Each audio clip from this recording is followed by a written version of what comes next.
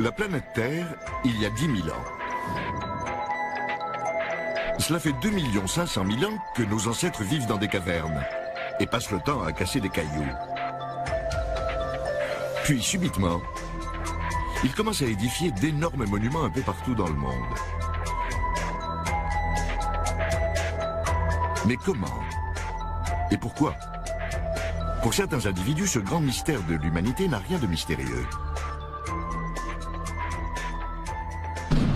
Il y a des milliers d'années, quand nos ancêtres étaient encore à l'âge de pierre, des extraterrestres leur ont rendu visite. Ils nous ont donné non seulement l'intelligence nécessaire pour construire ces monuments, mais peut-être aussi la technologie adéquate. À première vue, cette théorie est complètement azimutée. Mais des extraterrestres auraient-ils pu créer notre civilisation et édifier certains des monuments les plus célèbres de la planète?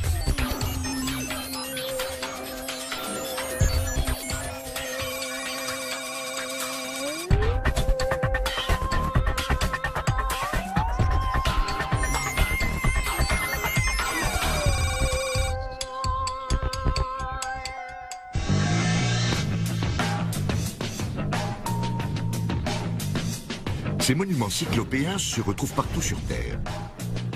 Tout le monde sait qu'ils ont été construits il y a des millénaires par nos ancêtres. Mais si tout le monde se trompait? Selon les livres d'histoire, des constructions comme les pyramides ou Stonehenge sont l'œuvre du génie humain et ont marqué le début de notre civilisation. Mais ces monuments soulèvent des questions obsédantes. Par exemple, pourquoi sont-ils apparus si subitement?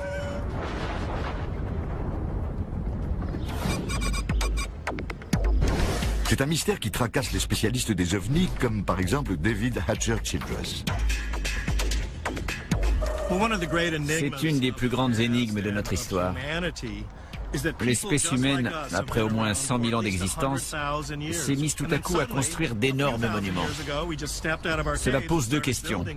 D'abord, comment nos ancêtres ont-ils fait pour parvenir à édifier ces monuments? Mais aussi pourquoi? Depuis des années, les scientifiques cherchent une réponse. Certains pensent que c'est l'agriculture. Sa découverte aurait permis de nourrir des foules d'ouvriers. D'autres affirment que c'est la religion. Car les civilisations primitives cherchaient à apaiser les dieux. Mais aujourd'hui, il existe une autre explication.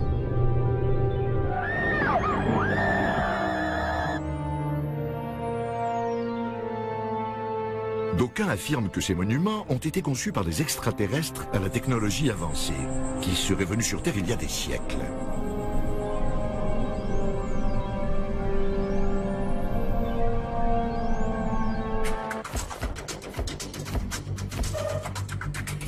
Jason Martel soutient cette théorie. Il habite en Californie où il dirige une agence de rencontres. Quand il ne travaille pas, il se débat avec le plus grand mystère archéologique de notre temps. Il prétend l'avoir élucidé. Il était tout à fait possible à un groupe de 100 000 hommes de soulever et mettre en place les énormes blocs des pyramides. Mais le savoir-faire nécessaire pour y arriver vient forcément d'ailleurs. Je me suis donc tourné vers la théorie des anciens spationautes. Ces anciens spationautes sont venus sur Terre et ont eu une influence sur nous.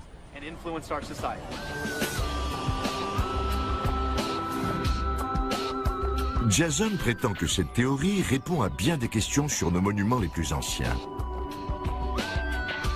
Par exemple Stonehenge. Comment les Bretons de l'âge de bronze ont-ils fait pour traîner des pierres de 5 tonnes sur plus de 250 km? Et ce bloc de 1000 tonnes à Baalbek, au Liban, il pèse aussi lourd que 3 Boeing 747. Comment transporter une telle masse? Mais la plus grande controverse concerne les pyramides de Gizeh. La plus grande est constituée de 2 500 000 blocs de pierre. Elle a été achevée en 20 ans et elle est en alignement quasi parfait avec le pôle Nord à 1/10 de degré. Selon les experts, l'explication est simple.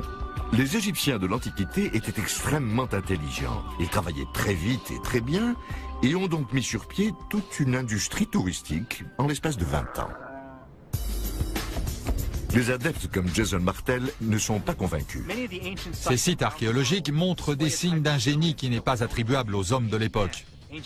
Ils vivaient encore dans des huttes en argile et utilisaient des outils de pierre. Ils ne disposaient pas des mathématiques ou de la géométrie nécessaires pour concevoir de tels bâtiments. Comment ont-ils fait pour ériger Stonehenge? Comment ont-ils pu aligner à un dixième de degré près la pyramide de Gizeh avec le pôle Nord? Que disent les égyptologues de tout cela? Qu'il n'y a aucun mystère. D'après eux, les archéologues ont trouvé des preuves suffisantes près des pyramides. On sait tout ce qu'il faut savoir dans les grandes lignes. On a trouvé les baraquements où les ouvriers habitaient, ainsi que les tombeaux des architectes. Pour certaines des pyramides inachevées, on a même les rampes qui servaient à guider les blocs jusqu'à leur emplacement. Donc, bien que les détails nous échappent, le déroulement général est évident.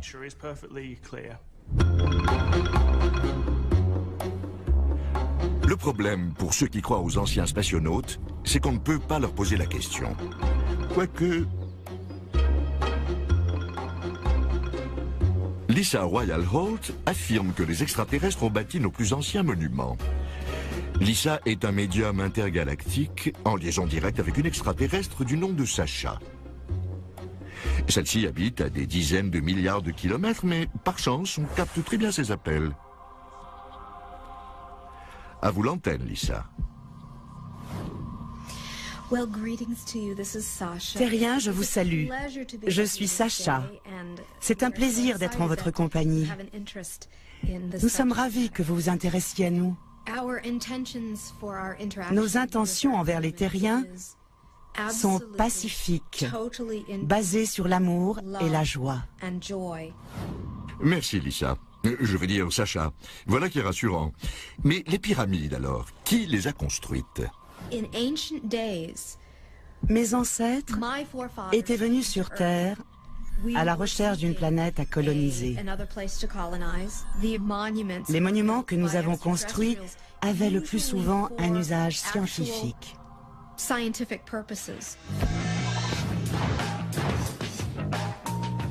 D'accord.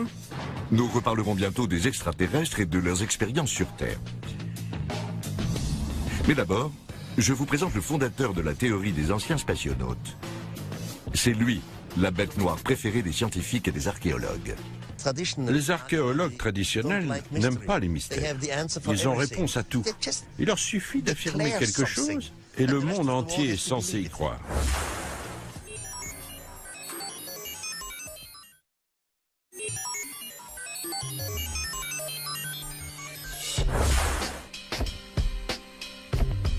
C'est en 1968, alors qu'il est gérant d'un hôtel, qu'Eric von Daniken publie une théorie très controversée selon laquelle des spationautes extraterrestres ont visité la Terre il y a plusieurs siècles.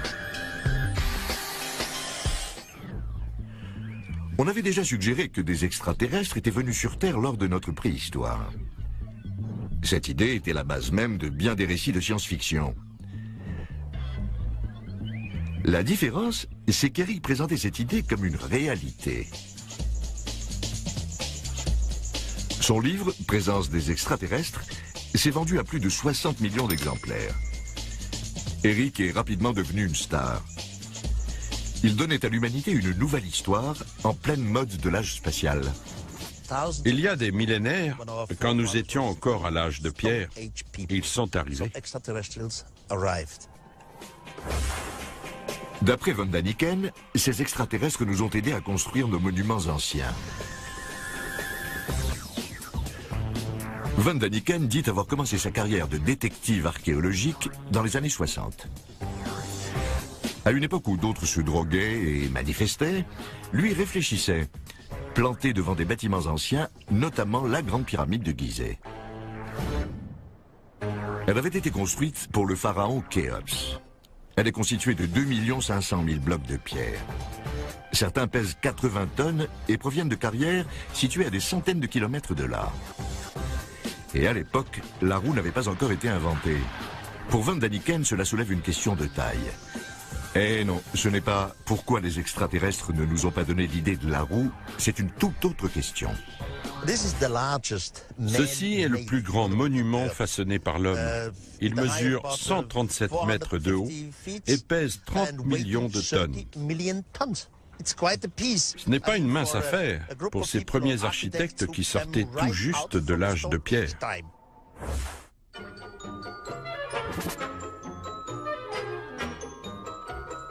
Les théories de von Daniken agacent parfois les égyptologues. Il me semble que von Daniken n'aime pas beaucoup les humains, il les sous-estime. Il prétend que les anciens Égyptiens sortaient à peine de l'âge de pierre, alors que celui-ci s'était achevé plusieurs siècles avant l'érection des pyramides. Pour moi, Eric von Daniken ne travaille qu'à une seule chose, sa propre publicité. Ses activités n'ont rien de scientifique, même de loin.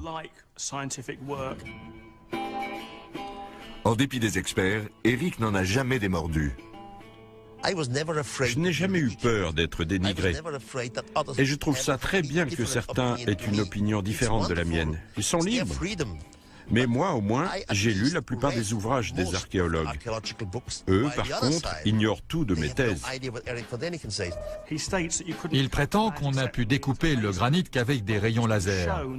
Or, on a démontré qu'en utilisant une scie en cuivre alliée au pouvoir abrasif du sable, on peut découper un gros bloc de granit en une semaine. D'après les experts, donc, les Égyptiens n'ont pas eu besoin de rayons laser ou d'ovnis pour leurs travaux. Ils n'ont eu besoin que d'huile de coude. Le transport des blocs n'est pas un problème. Des égyptologues ont fait l'expérience avec de grands groupes de volontaires et un gros bloc de pierre.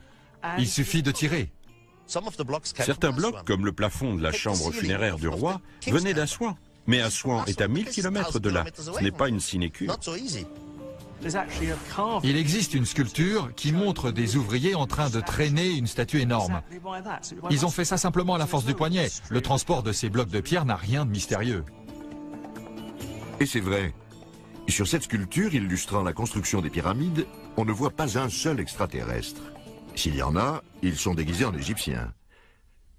Comme par hasard, cette sculpture ne figure dans aucun des livres de von Daniken. Je ne sais pas pourquoi certaines personnes ne comprennent pas que ces monuments ont été construits par les hommes qui vivaient à cette époque-là, dans ce pays-là. C'est pourtant d'une logique irréfutable. Il y a d'autres détails bizarres dans la théorie de von Daniken. Par exemple, après le départ des extraterrestres, les hommes auraient construit des pyramides à l'aide de la technologie léguée par ces mêmes extraterrestres. Mais comment? Ça aussi, c'est un mystère. Autrement dit, il ne sait pas. Selon lui, les tombeaux des pharaons étaient en fait des tentatives ingénieuses pour imiter la technologie cryogénique des extraterrestres, afin de conserver les morts dans un état de vie suspendu. Von Daniken a rapidement été mis à l'écart et considéré comme un hurluberlu. Il l'est toujours. Mais les archéologues n'ont pas réponse à tout. Un détail agaçant reste inexpliqué. D'après les experts, la Grande Pyramide a été construite en 20 ans. Elle est constituée de plus de 2 millions de blocs. Les Égyptiens ont donc dû tailler, transporter et mettre en place un bloc toutes les 90 secondes, tous les jours, pendant 20 ans. Il faut bien admettre que les détails de la construction sont assez flous. 2 500 000 blocs en si peu de temps? On est obligé de douter si on a un peu de jugeote. Après avoir ébloui le public avec sa théorie sur les pyramides, Eric part à la recherche d'autres signes d'activité extraterrestre ancienne. Ces extraterrestres ont laissé des preuves derrière eux. La question est, quelles sont ces preuves? Heureusement, Eric en trouve partout. Cette peinture vieille de 5000 ans, trouvée dans une grotte en Afrique, représenterait un spationaute. Et cette pierre, d'après lui, montre des hommes utilisant un télescope. Dans cette tombe maya, au Mexique, Eric trouve ce qu'il décrira comme étant une sculpture représentant un extraterrestre dans son vaisseau.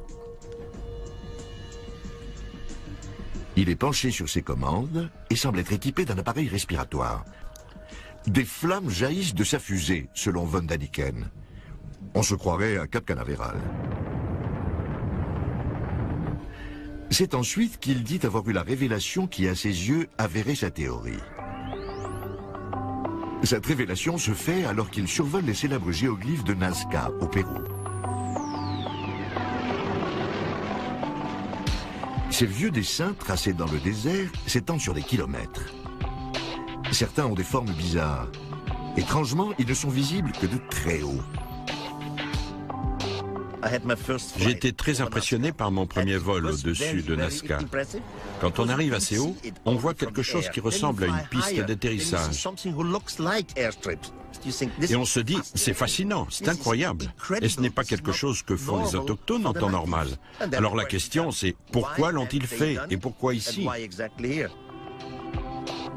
D'après les archéologues, il s'agit de canaux d'irrigation ou de symboles religieux. Von Daniken prétend avoir une explication plus convaincante qui implique, eh oui, des extraterrestres. Le vaisseau mère était en orbite autour de la Terre. Depuis ce vaisseau, des véhicules plus petits venaient sur Terre à la recherche de minerais ou je ne sais quoi. Une fois approvisionnés, ils repartaient. Les premières marques, d'après lui, ont été laissées par accident lors d'atterrissage ou de décollage. Les autochtones ont vu ces lignes, laissées bien visibles par le souffle des décollages. Ils se sont mis à imiter ces lignes qu'ils croyaient tracées par un dieu mystérieux. D'après Eric, les Nazca ont été tellement impressionnés par les extraterrestres qu'ils les ont pris pour des dieux et ont copié leur tracé. Il compare cet impact à celui qu'a eu au XXe siècle la visite d'Occidentaux dans des tribus primitives. Celles de Nouvelle-Guinée ont pris leurs visiteurs pour des dieux descendus du ciel sur des oiseaux d'argent. Ils les vénéraient encore longtemps après leur départ et avaient construit des copies d'avions et de pistes d'atterrissage dans l'espoir de faire revenir ces oiseaux d'argent. Les Péruviens ont eu moins de chance. Les extraterrestres ne sont jamais revenus. À leur place sont arrivés les Espagnols.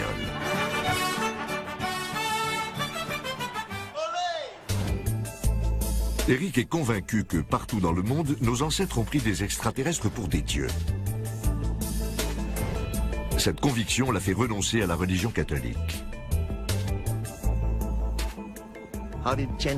En quoi ça a changé ma vie? D'abord, ça a changé ma religion. Je prie désormais une entité mystérieuse, mais qui existe. Dès qu'on arrive à une compréhension cosmique des choses, ça change notre point de vue sur la religion et sur ce qui est juste. Je n'ai plus rien à faire des cultes ni de la psychologie. Eric von Daniken donne une nouvelle explication au développement de notre espèce. D'après lui, les extraterrestres ont non seulement conçu les monuments anciens, mais aussi inspiré les principales religions. C'est une affirmation audacieuse. Mais il y a deux petits problèmes. Aucun spécialiste n'est d'accord avec von Daniken et aucune de ses preuves ne tient la route. Considérons le prétendu spationaute trouvé dans le tombeau maya. Les commandes de l'appareil et les flammes sont en fait des symboles mayas bien connus, comme celui-ci. Ce n'est pas une partie de la fusée, mais le visage du dieu de la Terre. Ces sculptures sud-américaines sont censées représenter des hommes utilisant un télescope. Un documentaire de la BBC a révélé qu'elles avaient en réalité été façonnées par cet habile fermier. Tout ceci n'a pas diminué l'immense succès d'Eric. Ces 29 livres se sont vendus à 63 millions d'exemplaires et ont été traduits dans 32 langues. Brian Appleyard est un auteur britannique qui a écrit sur la fascination du public pour les ovnis. D'après lui, le succès de von Daniken est dû au fait que les gens se méfient de plus en plus des spécialistes, ce qui mène à un goût pour les théories irrationnelles. Dans les années 60 et 70, à cause de la guerre froide, les gens étaient devenus paranoïaques. Ils étaient persuadés que les gouvernements leur mentaient, qu'on leur cachait des choses et que le monde n'était pas tel qu'on le leur décrivait. Ils étaient mûrs pour qu'on leur raconte une histoire extraordinaire.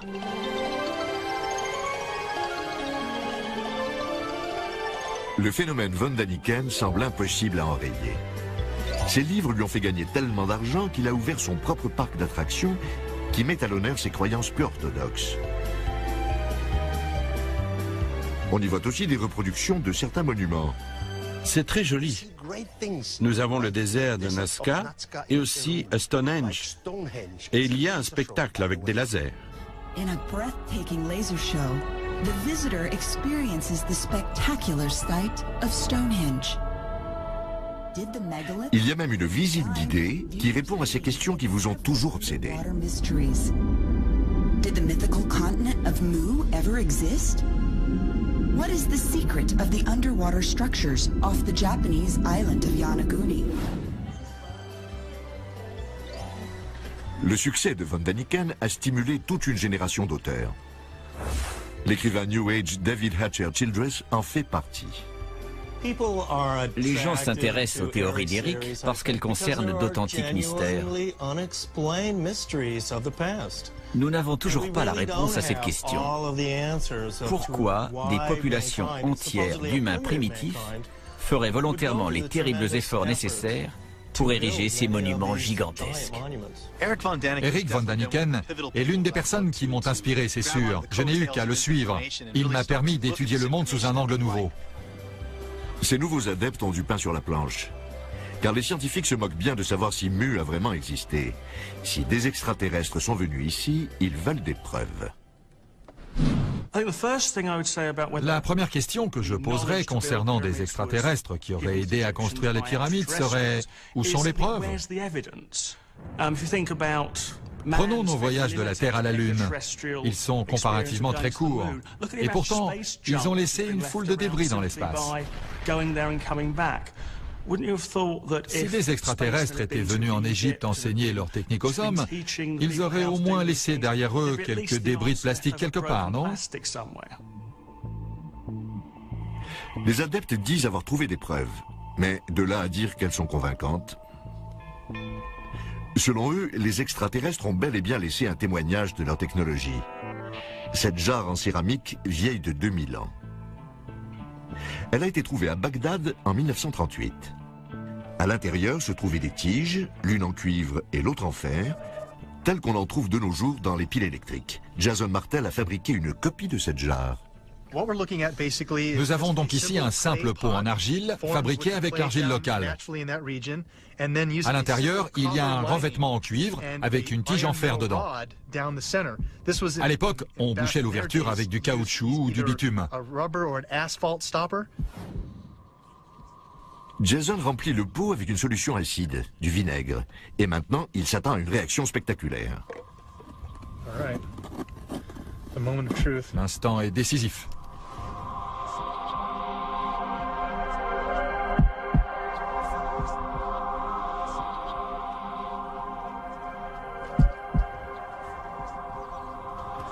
On a déjà des chiffres au compteur. Vous voyez le pic? Il est énorme. Regardez, et voilà. Vous voyez? On fait du 4 volts.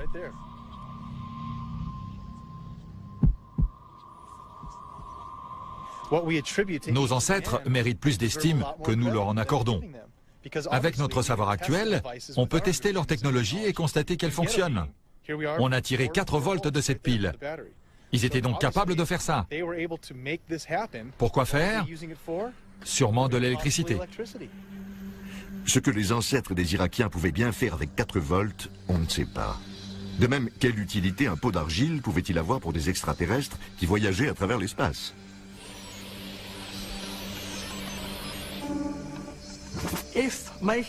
Si la technologie spatiale consiste à fabriquer un pot d'argile, le remplir de vinaigre, y mettre un peu de cuivre et regarder tout ça faire des bulles, moi je veux bien.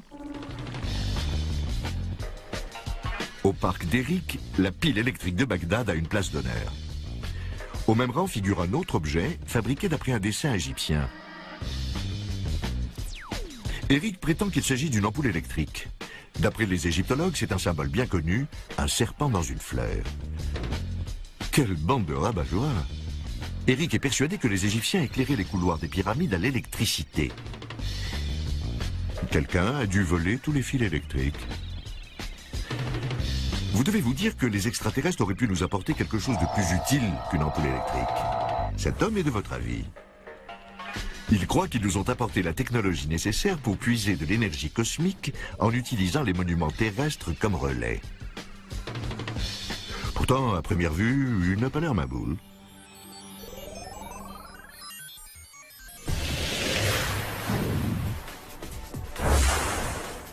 Une des choses qui nous caractérise, c'est que nous vivons dans de grandes cités dont les bâtiments sont très perfectionnés.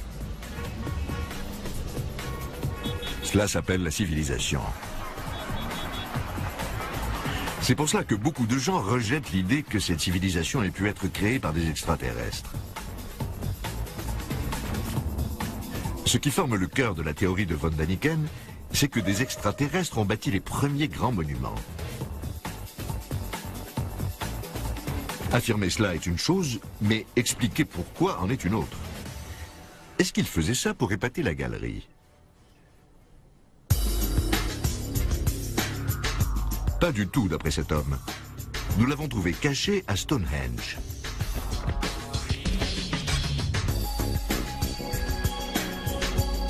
Selon les experts, Stonehenge a été bâti entre 2500 et 2300 avant Jésus-Christ. Ces blocs de 5 tonnes ont été charriés par les anciens Bretons sur plus de 250 km en signe de vénération du soleil. Tout ça est très intéressant, mais pas assez au goût de David Hatcher-Childress. Il affirme que Stonehenge a très bien pu être une station-service pour extraterrestres. Il a émis cette hypothèse après avoir découvert ce qu'il appelle des lignes de force. Il pense que notre planète est recouverte de ces lignes invisibles. Pour douteuse qu'elle soit, cette hypothèse a un nom plein de panache, le réseau énergétique planétaire. Le réseau planétaire est un schéma ingénieux qui se calque sur la Terre et ses énergies. La lumière solaire frappe la Terre et l'enveloppe comme une pelote de laine constituée d'énergie, créant ainsi un réseau. Vous vous en doutez, aucun scientifique ne croit à ce réseau. Selon Hatcher-Childress, les scientifiques sont d'un scepticisme maladif. Les extraterrestres, eux, connaissaient ce réseau et y puisaient de l'énergie. Comment? En utilisant les monuments placés aux intersections des lignes de force, pardi. En disposant des monuments mégalithiques sur les lignes, les ovnis pouvaient se ravitailler. Il suffisait de se rendre à un point source, comme Stonehenge. Un vaisseau n'avait qu'à se placer au-dessus d'un tel point pour refaire le plein d'énergie.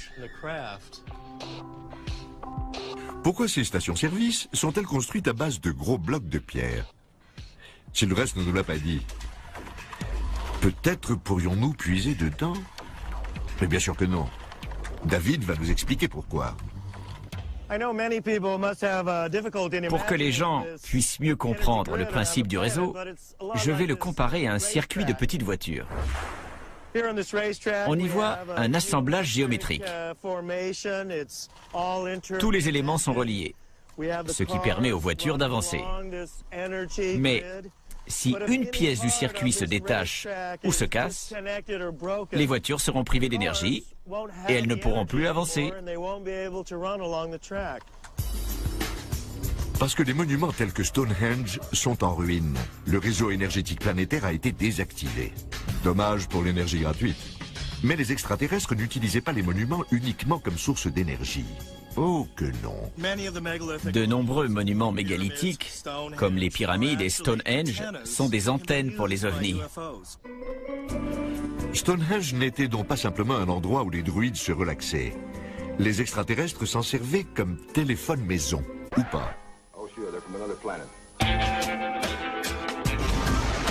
En parlant de téléphone maison, d'où pouvaient bien venir ces extraterrestres? Si quelqu'un peut nous répondre, c'est Seth Shostak.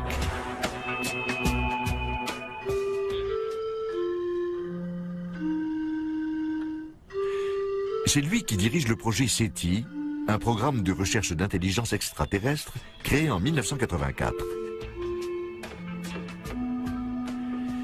Il s'agit de chercher à capter d'éventuels signaux radio émis par des extraterrestres.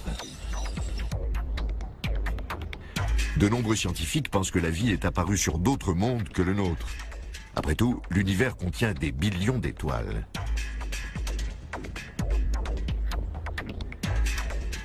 Seth Shostak a consacré sa vie à le prouver. L'univers est vaste et la plupart des étoiles ont des planètes. Il y a donc sûrement de nombreux mondes aussi accueillants que la Terre. La question est, la vie y a-t-elle éclos ou pas?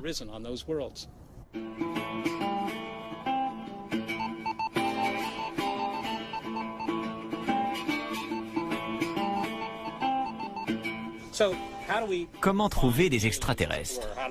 Ou en tout cas, comment les chercher? Nous cherchons à capter les ondes radio qui viendraient d'autres mondes. Pour ça, on utilise ces grandes antennes. À ce jour, on n'a pas capté le moindre murmure. Donc Seth ne peut pas nous dire où habitent les extraterrestres. Il le saura quand il aura eu son coup de fil. Nous allons découvrir que notre planète n'est pas la seule dans l'univers qui est produit de la vie. Peut-être même pas la seule de notre système solaire. Nous allons recevoir un signal d'un autre monde.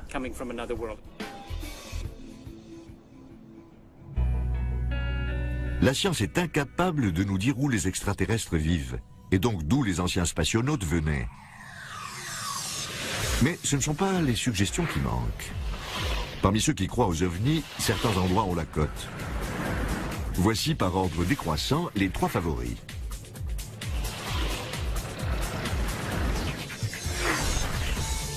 En numéro 3, Sirius, une étoile de la constellation du Grand Chien. C'est l'une des plus proches de notre système solaire. On la retrouve dans les hiéroglyphes égyptiens et dans bien des croyances traditionnelles. Dans cette tribu africaine, un mythe parle de dieux au visage de crapaud venus de Sirius.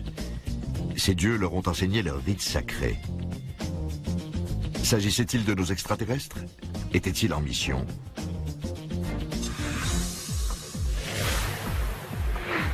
Le numéro 2 est appelé Planète X. Jason Martel pense que les extraterrestres viennent de là-bas. D'après lui, les Sumériens de la zone correspondant à l'Irak croyaient que le système solaire avait une 10e planète que la science moderne n'a pas reconnue. Les Sumériens croyaient que leurs dieux, les Anunnaki, venaient de ces planètes. Les Anunnaki seraient originaires de la planète X, une planète de notre système que la science moderne essaie de localiser. Cette planète existe. Il est possible que nos ancêtres y vivent. Ladies and gentlemen, we bring you this special radio television broadcast in order to give you the very latest information on an amazing phenomenon. En juillet 2005, des astronomes annoncent qu'ils ont trouvé une grande masse au-delà de Pluton. Ils la baptisent planète Xena. Depuis, on s'est rendu compte que Xena est toute petite et pleine de gaz. Il est donc peu probable qu'elle abrite les Anunnaki ou bien nos visiteurs extraterrestres. Toutefois, notre candidate numéro 1 obsède bien des gens. Il s'agit de notre plus proche voisine, Mars. C'est aussi la planète la plus similaire à la nôtre. Certains scientifiques sont sûrs qu'il y a de l'eau sur Mars et depuis des années, la NASA s'efforce de l'explorer. Pour l'instant, aucun signe de vie.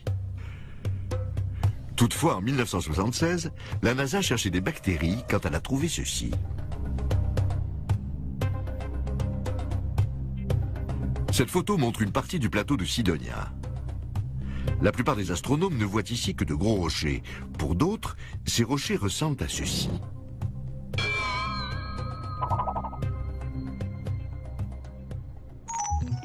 Voici un homme qui croit à cette ressemblance. Tom Van Flandern est un astronome renégat. Il est l'heureux propriétaire d'une théorie personnelle sur Mars et d'un sacré bric-à-brac. Selon lui, Mars est en réalité le satellite d'une planète où nos ancêtres ont évolué, puis qu'ils ont dû quitter précipitamment quand elle a explosé. Ils y auraient laissé certaines choses, dont des pyramides. L'hypothèse la plus intéressante concernant l'origine de ces objets sur Mars est que la race humaine a évolué sur un autre monde, qui a ensuite explosé.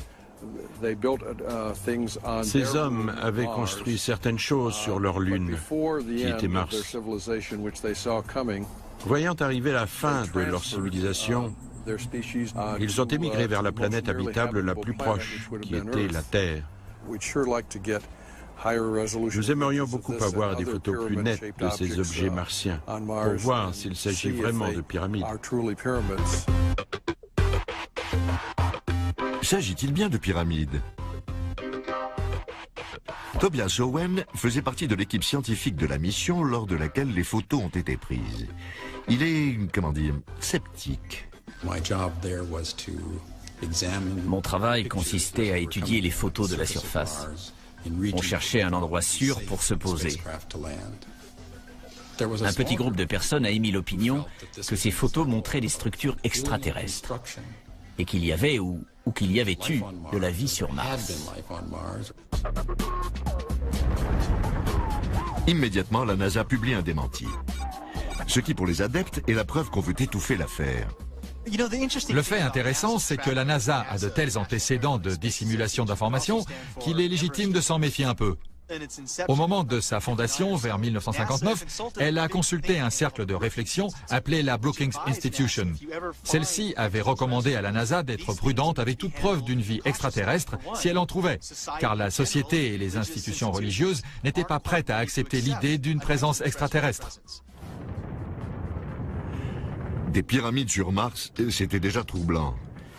Mais les choses se sont vraiment précipitées quand la NASA a publié de nouvelles photos du plateau de Sidonia. Près des pyramides, on voyait une saillie rocheuse qui pour certains ressemblait étrangement à autre chose que des adeptes des anciens spationautes associés depuis longtemps aux extraterrestres.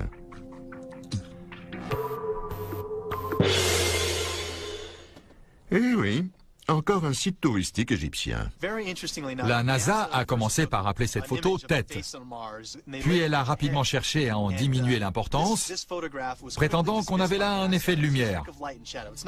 Non, il n'y a pas de visage, c'est un effet d'optique. Tu parles. Sur Mars, on a un visage et des pyramides. Sur Terre, un sphinx et des pyramides. Il y a forcément un rapport, un lien entre les deux planètes. Pour les scientifiques, ce n'est qu'un relief naturel. C'est un phénomène courant sur Terre. Et il y en avait un dans le New Hampshire qui s'appelait le vieil homme de la montagne. C'est une formation rocheuse qui s'est écroulée en 2003. Il est naturel pour l'homme de chercher son image dans la nature. On en a ici un exemple, sauf que ça s'est passé sur Mars. L'explication rationnelle est donc simple. Les humains sont conditionnés pour voir des visages là où il n'y en a pas. Laissons la parole à une psychologue. Dès notre petite enfance, les visages sont très importants pour nous, à tel point que nous en voyons même là où il n'y en a pas. Cette assiette d'œufs au plat ressemble beaucoup à un visage. On peut discerner les sourcils, les yeux, le nez et la bouche sans se forcer.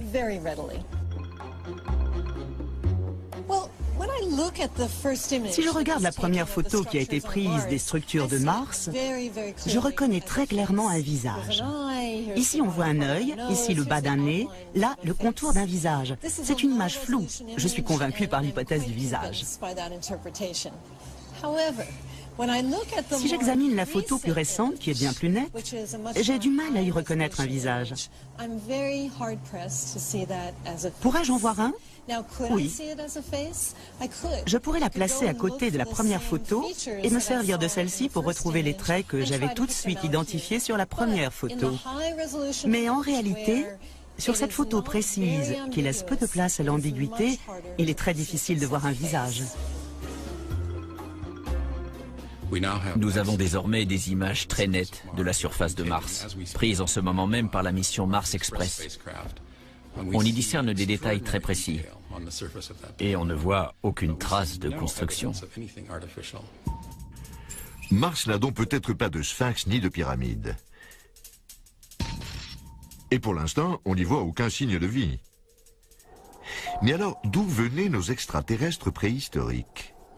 Il est temps de consulter quelqu'un qui doit savoir. Une extraterrestre.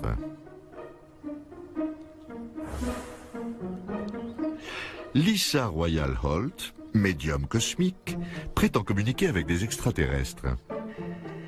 Elle établit une sorte de duplex entre elle et eux en se plongeant dans un état de transe hypnotique. Cela fait des années qu'elle s'entraîne. Ce n'est qu'à la fac, en suivant des cours d'hypnose, que j'ai appris à me plonger dans un état modifié de conscience. Je me suis alors rendu compte que j'étais très intuitive et que je recevais parfois des messages. Je suis capable d'entendre ou de percevoir ces communications et de les retransmettre verbalement.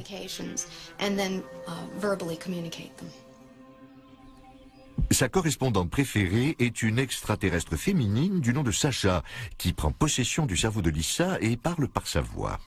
Nous allons faire une séance de channeling. Je vais plonger dans un état méditatif. Vous allez entendre Sacha, qui prétend venir des Pléiades. Les Pléiades sont un amas d'étoiles situé dans la constellation du Taureau, parfois appelé Taurus. Dites-nous, Sacha, si ce n'est pas indiscret, à quoi ressemblent les filles des Pléiades?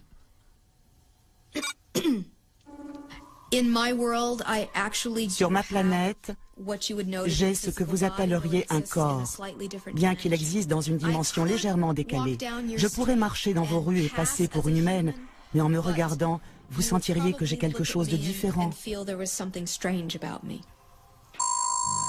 Sacha affirme que son peuple était un bâtisseur d'empires intergalactiques qui parcourait l'espace il y a des milliers d'années. Il prenait possession de nouvelles planètes et y bâtissait des monuments. Mars a été l'une de leurs premières colonies. Nous y utilisions certaines bases comme colonies. Ce que vous avez découvert sur cette planète n'est qu'une infime partie de ce que nous y avons laissé. Mars n'a été qu'une escale pour le peuple de Sacha. Bien vite, leur attention s'est tournée vers nous. Les ancêtres s'intéressent à la Terre depuis bien des lunes.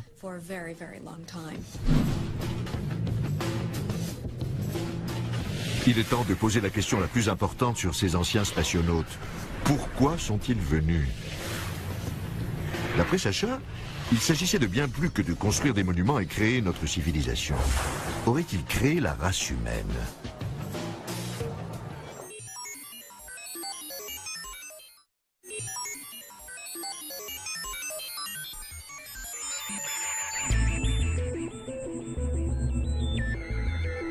Si des spationautes extraterrestres sont venus ici il y a des millénaires, et rien n'est moins sûr, la question la plus évidente est pourquoi?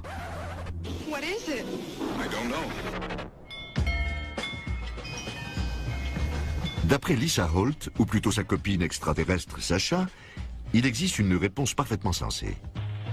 Les extraterrestres ont trouvé nos ancêtres préhistoriques par hasard. Ils ont commencé à recombiner leurs ADN selon un procédé que Sacha appelle l'édification. Mes sources ont révélé que les programmes génétiques extraterrestres concernant les terriens durent depuis des milliers d'années. Si les hommes primitifs n'avaient pas été édifiés par nos soins, votre évolution ne se serait pas faite aussi vite. Vous en seriez encore à un stade évolutif antérieur si nous n'avions pas effectué cette petite édification. Lisa et Sacha ne sont pas les seuls à croire à cette thèse.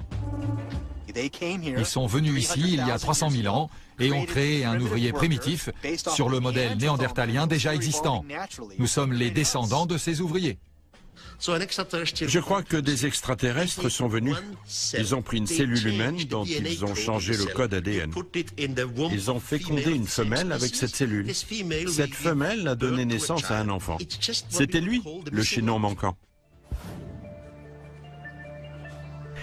Si les adeptes des extraterrestres préhistoriques ont raison, nous n'avons pas évolué naturellement. Nous avons été conçus dans l'équivalent extraterrestre d'une éprouvette. Ça fait peur. Pour moi, cela explique bien des choses. Et cela nous donne l'origine du sentiment d'abandon éprouvé par l'ensemble de la race humaine. Car ces êtres ont facilité notre naissance, mais ne nous ont jamais permis de nous souvenir de nos parents.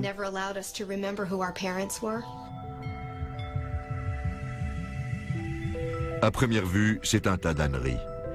Mais la notion de ces extraterrestres vus comme nos créateurs a le mérite d'aller loin. D'après Brian Appleyard, on peut aussi y discerner le rôle qu'ont les extraterrestres dans notre culture actuelle.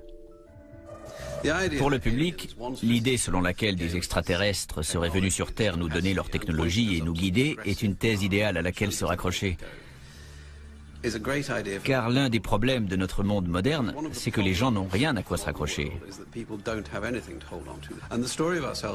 Et ce n'est pas dans l'histoire que nous donnent les scientifiques selon laquelle nous ne sommes rien que nous allons trouver du sens.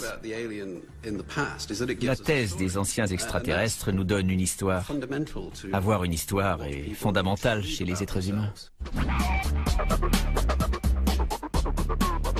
Quel que soit le réconfort que puisse nous donner l'histoire de ces extraterrestres, il y a de fortes chances pour qu'elle soit fictive. Mais si elle ne l'est pas, le plus grand monument qu'ils ont laissé derrière eux n'est peut-être pas une gigantesque prouesse technique comme une pyramide, mais peut-être une petite prouesse génétique. Nous.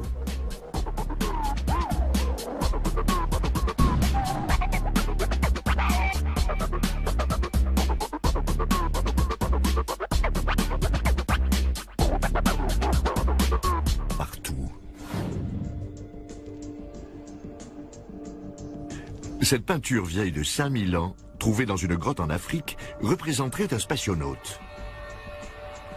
Et cette pierre, d'après lui, montre des hommes utilisant un télescope. Dans cette tombe maya, au Mexique, Eric trouve ce qu'il décrira comme étant une sculpture représentant un extraterrestre dans son vaisseau. Il est penché sur ses commandes et semble être équipé d'un appareil respiratoire. Des flammes jaillissent de sa fusée, selon Von Daniken. On se croirait à Cap Canaveral. C'est ensuite qu'il dit avoir eu la révélation qui, à ses yeux, avérait sa théorie. Cette révélation se fait alors qu'il survole les célèbres géoglyphes de Nazca, au Pérou. Ces vieux dessins, tracés dans le désert, s'étendent sur des kilomètres. Certains ont des formes bizarres. Étrangement, ils ne sont visibles que de très haut. J'ai été très impressionné par mon premier vol au-dessus de Nazca. Quand on arrive assez haut, on voit quelque chose qui ressemble à une piste d'atterrissage.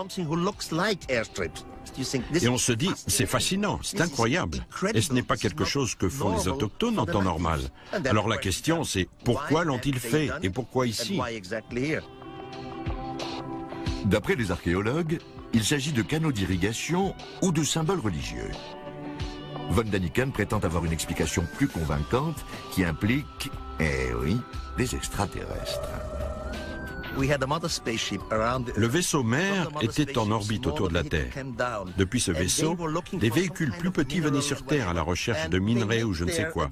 Une fois approvisionnés, ils repartaient. Les premières marques, d'après lui, ont été laissées par accident lors d'atterrissage ou de décollage. Les autochtones ont vu ces lignes, laissées bien visibles par le souffle des décollages. Ils se sont mis à imiter ces lignes qu'ils croyaient tracées par un dieu mystérieux.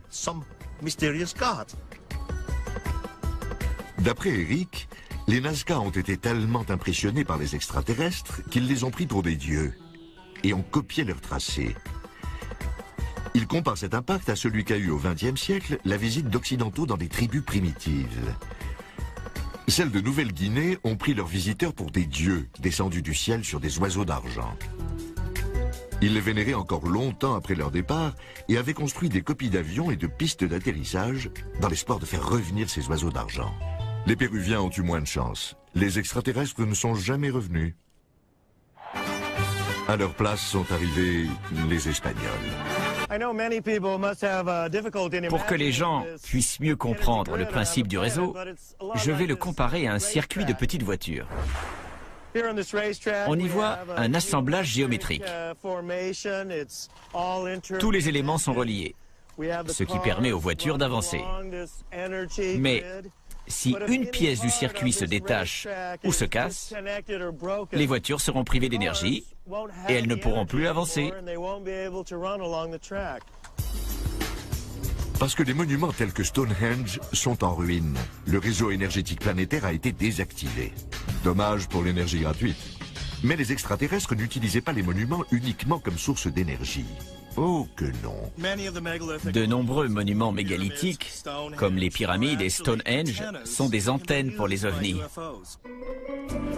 Stonehenge n'était donc pas simplement un endroit où les druides se relaxaient. Les extraterrestres s'en servaient comme téléphone maison, ou pas. En parlant de téléphone maison, d'où pouvaient bien venir ces extraterrestres? Si quelqu'un peut nous répondre, c'est Seth Shostak.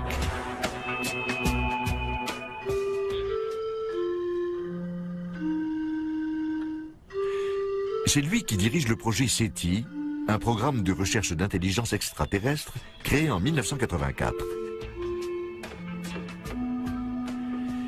Il s'agit de chercher à capter d'éventuels signaux radio émis par des extraterrestres.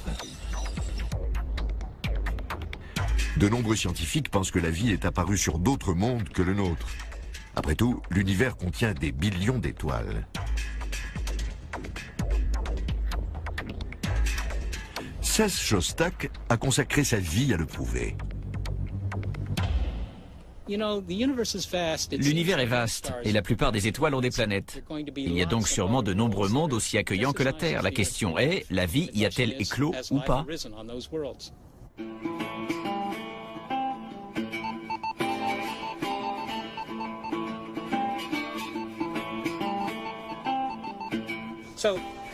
Comment trouver des extraterrestres? Ou en tout cas, comment les chercher? Nous cherchons à capter les ondes radio qui viendraient d'autres mondes. Pour ça, on utilise ces grandes antennes. À ce jour, on n'a pas capté le moindre murmure. Donc Seth ne peut pas nous dire où habitent les extraterrestres. Il le saura quand il aura eu son coup de fil. Nous allons découvrir que notre planète n'est pas la seule dans l'univers qui est produit de la vie. Peut-être même pas la seule de notre système solaire. Nous allons recevoir un signal d'un autre monde.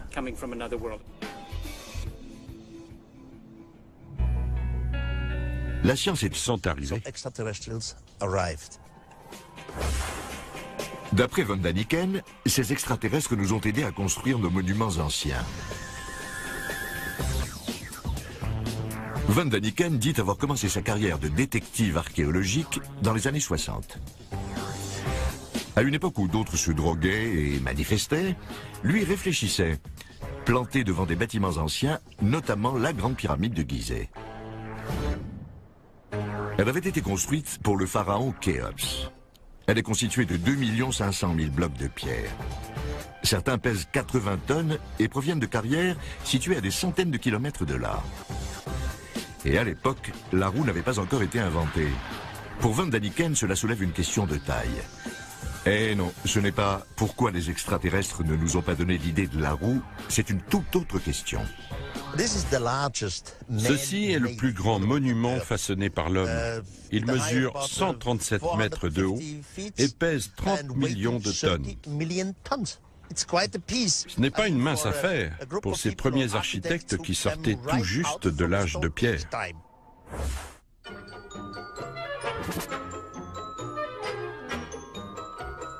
Les théories de von Daniken agacent parfois les égyptologues. Il me semble que von Daniken n'aime pas beaucoup les humains, il les sous-estime. Il prétend que les anciens Égyptiens sortaient à peine de l'âge de pierre, alors que celui-ci s'était achevé plusieurs siècles avant l'érection des pyramides. Pour moi, Eric von Daniken ne travaille qu'à une seule chose, sa propre publicité. Ses activités n'ont rien de scientifique, même de loin. En dépit des experts, Eric n'en a jamais démordu.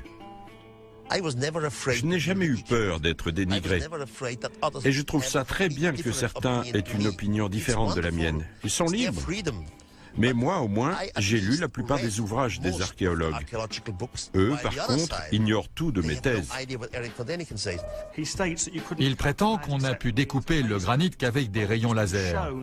Or, on a démontré qu'en utilisant une scie en cuivre alliée au pouvoir abrasif du sable, on peut découper un gros bloc de granit en une semaine. D'après les experts, donc, les Égyptiens n'ont pas eu besoin de rayons laser ou d'ovnis pour leurs travaux. Ils n'ont eu besoin que d'huile de coude. Le transport des blocs n'est pas un problème. Des égyptologues ont fait l'expérience avec de grands groupes de volontaires et un gros bloc de pierre. Il suffit de tirer. Certains blocs, comme le plafond de la chambre funéraire du roi, venaient d'Assouan. Mais Assouan est à 1000 km de là. Ce n'est pas une sinécure. Il existe une sculpture qui montre des ouvriers.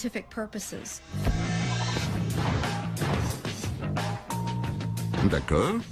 Nous reparlerons bientôt des extraterrestres et de leurs expériences sur Terre.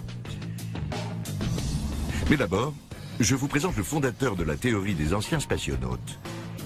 C'est lui, la bête noire préférée des scientifiques et des archéologues. Les archéologues traditionnels n'aiment pas les mystères. Ils ont réponse à tout. Il leur suffit d'affirmer quelque chose et le monde entier est censé y croire.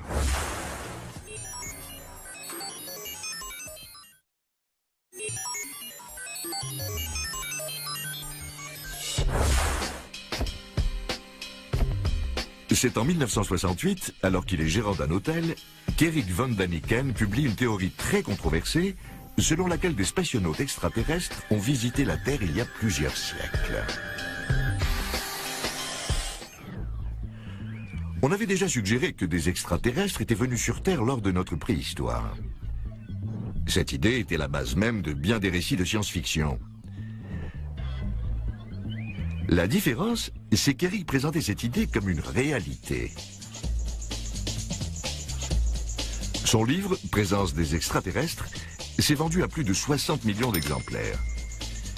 Eric est rapidement devenu une star. Il donnait à l'humanité une nouvelle histoire en pleine mode de l'âge spatial. Il y a des millénaires, quand nous étions encore à l'âge de pierre, ils sont arrivés. D'après von Daniken, ces extraterrestres nous ont aidés à construire nos monuments anciens. Von Daniken dit avoir commencé sa carrière de détective archéologique dans les années 60. À une époque où d'autres se droguaient et manifestaient, lui réfléchissait, planté devant des bâtiments anciens, notamment la Grande Pyramide de Gizeh. Elle avait été construite pour le pharaon Khéops. Elle est constituée de 2 500 000 blocs de pierre. Certains pèsent 80 tonnes et proviennent de carrières situées à des centaines de kilomètres de là. Et à l'époque, la roue n'avait pas encore été inventée. Pour von Daniken, cela soulève une question de taille. Eh non, ce n'est pas pourquoi les extraterrestres ne nous ont pas donné l'idée de la roue, c'est une toute autre question. Ceci est le plus grand monument façonné par l'homme. Il mesure 137 mètres de haut et pèse 30 millions de tonnes. Ce n'est pas une mince affaire pour ces premiers architectes qui sortaient tout juste de l'âge de pierre.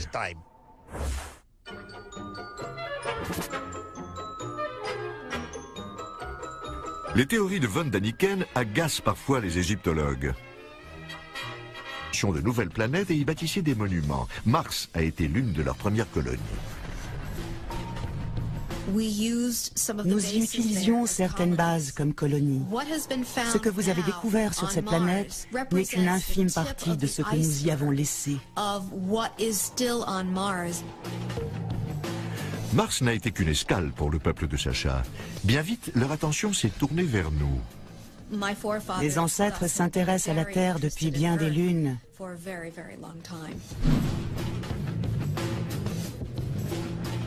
Il est temps de poser la question la plus importante sur ces anciens spationautes. Pourquoi sont-ils venus? D'après Sacha, il s'agissait de bien plus que de construire des monuments et créer notre civilisation. Auraient-ils créé la race humaine?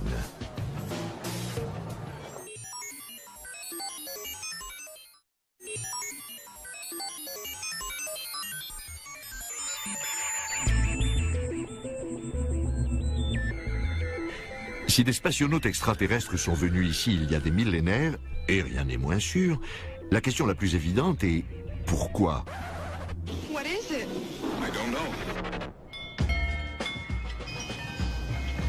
D'après Lisa Holt, ou plutôt sa copine extraterrestre Sacha, il existe une réponse parfaitement sensée. Les extraterrestres ont trouvé nos ancêtres préhistoriques par hasard. Ils ont commencé à recombiner leurs ADN selon un procédé que Sacha appelle l'édification. Mes sources ont révélé que les programmes génétiques extraterrestres concernant les terriens durent depuis des milliers d'années. Si les hommes primitifs n'avaient pas été édifiés par nos soins, votre évolution ne se serait pas faite aussi vite. Vous en seriez encore à un stade évolutif antérieur si nous n'avions pas effectué cette petite édification. Lisa et Sacha ne sont pas les seuls à croire à cette thèse. Ils sont venus ici il y a 300 000 ans et ont créé un ouvrier primitif sur le modèle néandertalien déjà existant. Nous sommes les descendants de ces ouvriers. Je crois que des extraterrestres sont venus. Ils ont pris une cellule humaine dont ils ont changé le code ADN. Ils ont fécondé une femelle avec cette cellule. Cette femelle a donné naissance à un enfant. C'était lui, le chaînon manquant. Si les adeptes des extraterrestres préhistoriques ont raison, nous n'avons pas évolué naturellement.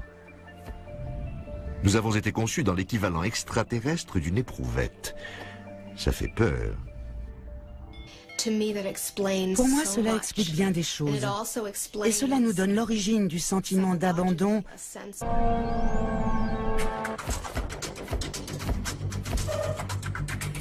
Jason Martel soutient cette théorie. Il habite en Californie où il dirige une agence de rencontres. Quand il ne travaille pas, il se débat avec le plus grand mystère archéologique de notre temps. Il prétend l'avoir élucidé.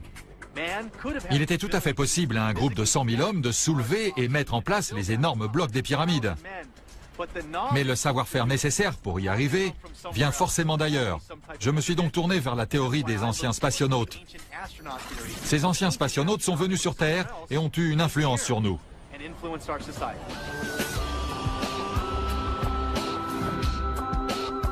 Jason prétend que cette théorie répond à bien des questions sur nos monuments les plus anciens. Par exemple Stonehenge. Comment les Bretons de l'âge de bronze ont-ils fait pour traîner des pierres de 5 tonnes sur plus de 250 km?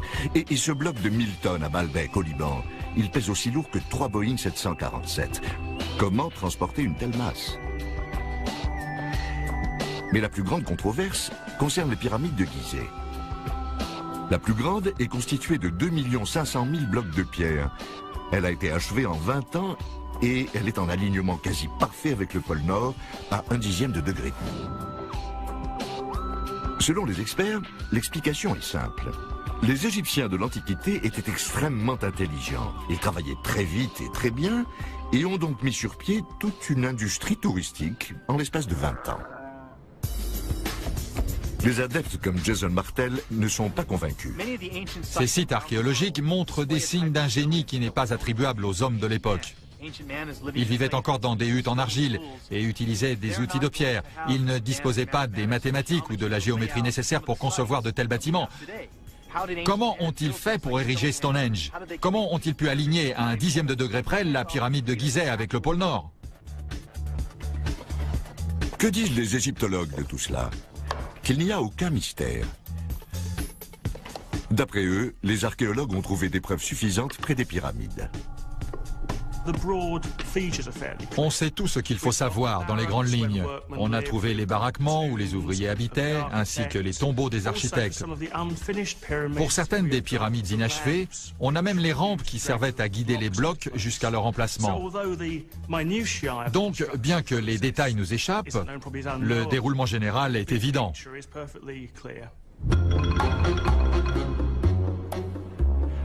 Le problème, pour ceux qui croient aux anciens spationautes, c'est qu'on ne peut pas leur poser la question. Quoique... Lisa Royal Holt affirme que les extraterrestres ont bâti nos plus anciens monuments. Celle-ci habite à des dizaines de milliards de kilomètres, mais par chance, on capte très bien ses appels. À vous l'antenne, Lisa. Terriens, je vous salue. Je suis Sacha. C'est un plaisir d'être en votre compagnie. Nous sommes ravis que vous vous intéressiez à nous. Nos intentions envers les Terriens sont pacifiques, basées sur l'amour et la joie. Merci, Lisa. Je veux dire, Sacha, voilà qui est rassurant. Mais les pyramides alors, qui les a construites? Mes ancêtres étaient venus sur Terre à la recherche d'une planète à coloniser. Les monuments que nous avons construits avaient le plus souvent un usage scientifique.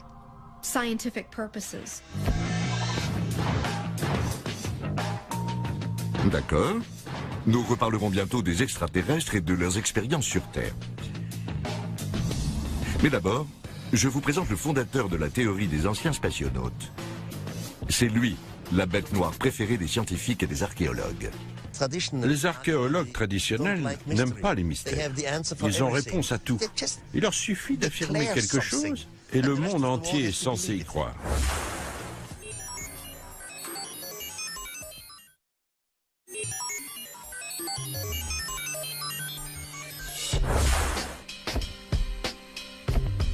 C'est en 1968, alors qu'il est gérant d'un hôtel, qu'Eric von Daniken publie une théorie très controversée selon laquelle des spationautes extraterrestres ont visité la Terre il y a plusieurs siècles.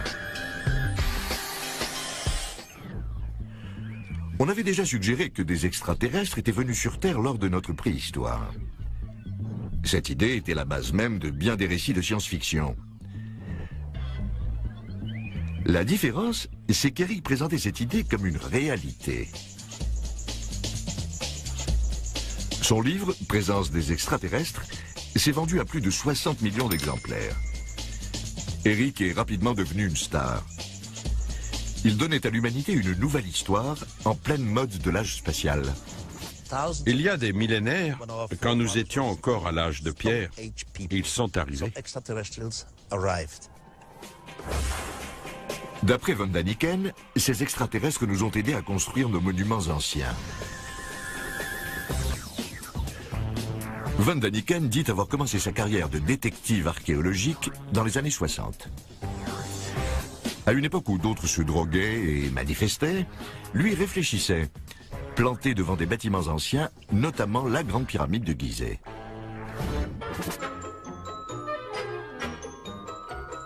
Les théories de von Daniken agacent parfois les égyptologues.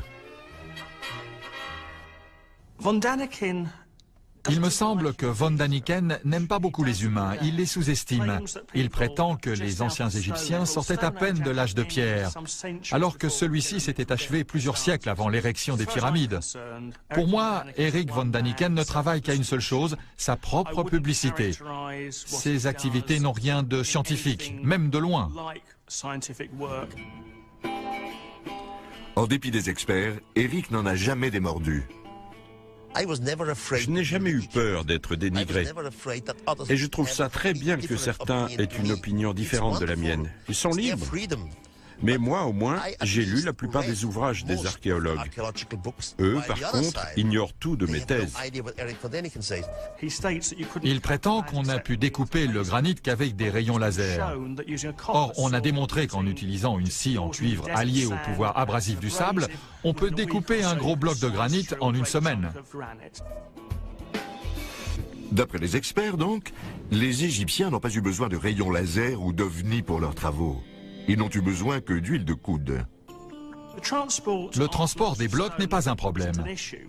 Des égyptologues ont fait l'expérience avec de grands groupes de volontaires et un gros bloc de pierre. Il suffit de tirer. Certains blocs, comme le plafond de la chambre funéraire du roi, venaient d'Assouan. Mais Assouan est à 1000 km de là. Ce n'est pas une sinécure. Il existe une sculpture qui montre des ouvriers en train de traîner une statue énorme. Ils ont fait ça simplement à la force du poignet. Le transport de ces blocs de pierre n'a rien de mystérieux. Et c'est vrai. Sur cette sculpture illustrant la construction des pyramides, on ne voit pas un seul extraterrestre. S'il y en a, ils sont déguisés en égyptiens. Comme par hasard, cette sculpture ne figure dans aucun des livres de von Daniken. Je ne sais pas pourquoi certaines personnes ne comprennent pas que ces monuments ont été construits par les hommes qui vivaient à cette époque-là, dans ce pays-là. C'est pourtant d'une logique irréfutable. Il y a d'autres détails bizarres dans la théorie de von Daniken.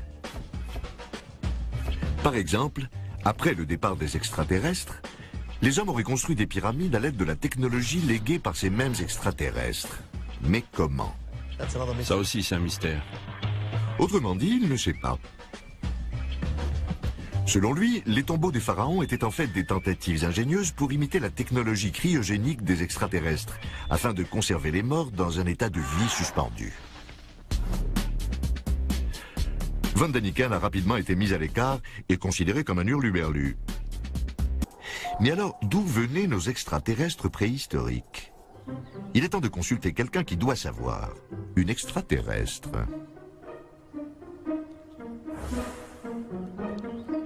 Lisa Royal Holt, médium cosmique, prétend communiquer avec des extraterrestres. Elle établit une sorte de duplex entre elle et eux en se plongeant dans un état de transe hypnotique. Cela fait des années qu'elle s'entraîne. Ce n'est qu'à la fac, en suivant des cours d'hypnose, que j'ai appris à me plonger dans un état modifié de conscience. Je me suis alors rendu compte que j'étais très intuitive et que je recevais parfois des messages. Je suis capable d'entendre ou de percevoir ces communications et de les retransmettre verbalement.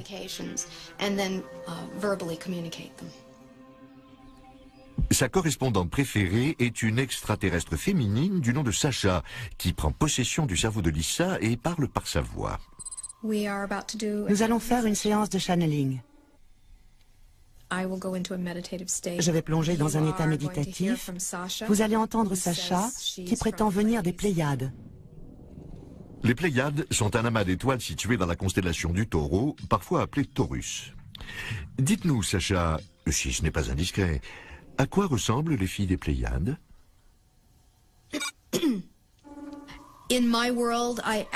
Sur ma planète, j'ai ce que vous appelleriez un corps, bien qu'il existe dans une dimension légèrement décalée. Je pourrais marcher dans vos rues et passer pour une humaine, mais en me regardant, vous sentiriez que j'ai quelque chose de différent. Sacha affirme que son peuple était un bâtisseur d'empires intergalactiques qui parcourait l'espace il y a des milliers d'années. Il prenait possession de nouvelles planètes et y bâtissait des monuments. Mars a été l'une de leurs premières colonies. Nous y utilisions certaines bases comme colonies. Ce que vous avez découvert sur cette planète n'est qu'une infime partie de ce que nous y avons laissé. Mars n'a été qu'une escale pour le peuple de Sacha. Bien vite, leur attention s'est tournée vers nous. Les ancêtres s'intéressent à la Terre depuis bien des lunes.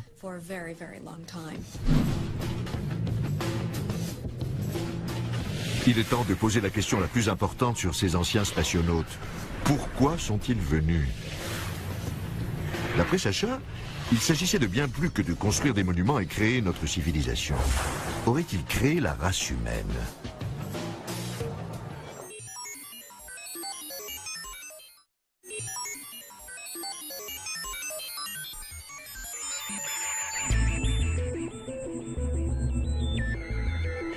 Si des spationautes extraterrestres En groupe de volontaires et un gros bloc de pierre. Il suffit de tirer. Certains blocs, comme le plafond de la chambre funéraire du roi, venaient d'Assouan. Mais Assouan est à 1000 km de là. Ce n'est pas une sinécure. Il existe une sculpture qui montre des ouvriers en train de traîner une statue énorme. Ils ont fait ça simplement à la force du poignet. Le transport de ces blocs de pierre n'a rien de mystérieux. Et c'est vrai. Sur cette sculpture illustrant la construction des pyramides, on ne voit pas un seul extraterrestre. S'il y en a, ils sont déguisés en égyptiens. Comme par hasard, cette sculpture ne figure dans aucun des livres de Von Däniken. Je ne sais pas pourquoi certaines personnes ne comprennent pas que ces monuments ont été construits par les hommes qui vivaient à cette époque-là, dans ce pays-là. C'est pourtant d'une logique irréfutable. Il y a d'autres détails bizarres dans la théorie de Von Däniken. Par exemple, après le départ des extraterrestres, les hommes auraient construit des pyramides à l'aide de la technologie léguée par ces mêmes extraterrestres. Mais comment? Ça aussi, c'est un mystère. Autrement dit, il ne sait pas. Selon lui, les tombeaux des pharaons étaient en fait des tentatives ingénieuses pour imiter la technologie cryogénique des extraterrestres, afin de conserver les morts dans un état de vie suspendu. Van Daniken a rapidement été mis à l'écart et considéré comme un hurluberlu. Il l'est toujours. Mais les archéologues n'ont pas réponse à tout. Un détail agaçant reste inexpliqué. D'après les experts, la Grande Pyramide a été construite en 20 ans. Elle est constituée de plus de 2 millions de blocs. Les Égyptiens ont donc dû tailler, transporter et mettre en place un bloc toutes les 90 secondes, tous les jours, pendant 20 ans. Il faut bien admettre que les détails de la construction sont assez flous. 2 500 000 blocs en si peu de temps? On est obligé de douter si on a un peu de jugeote. Après avoir ébloui le public avec sa théorie sur les pyramides, Eric part à la recherche d'autres signes d'activité extraterrestre ancienne. Ces extraterrestres ont laissé des preuves derrière eux. La question est, quelles sont ces preuves? Heureusement, Eric en trouve partout. Cette peinture vieille de 5000 ans, trouvée dans une grotte en Afrique, représenterait un spationaute. Et cette pierre, d'après lui, montre des hommes utilisant un télescope. Dans cette tombe maya, au Mexique, Eric trouve ce qu'il décrira comme étant une sculpture représentant un extraterrestre dans son vaisseau.